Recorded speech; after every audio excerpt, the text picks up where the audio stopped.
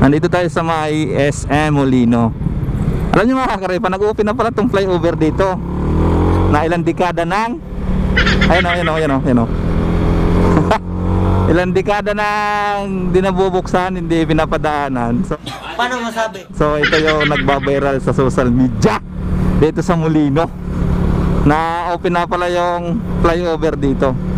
So ang tapat nito mga karepa, dinadaanan ko, ayun o, SM City Molino. So ito yung taas mga karepa. So ngayon, malwan na sa traffic.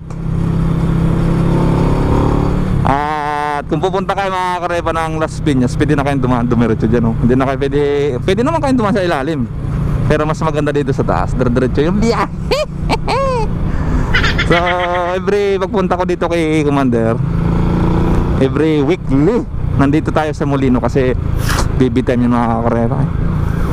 Araw ni Commander yon. So halos dito ako naiipit ng traffic lagi dyan, oh, dito.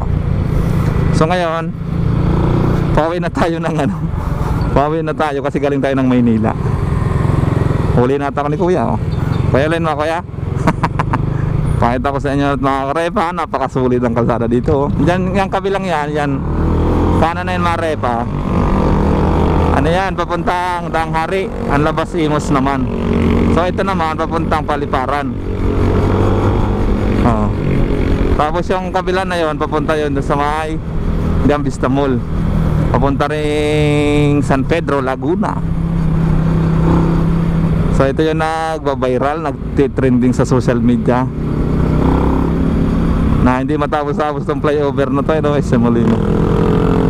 Good news mga karepa, di ba? Sulit pati, oh. SM Molino. Patan, babangga. Hungry na yan. Solid, okay na mga karepa. Huwag na kayo magtampo, ha, okay na. Tinapos na ng Molino.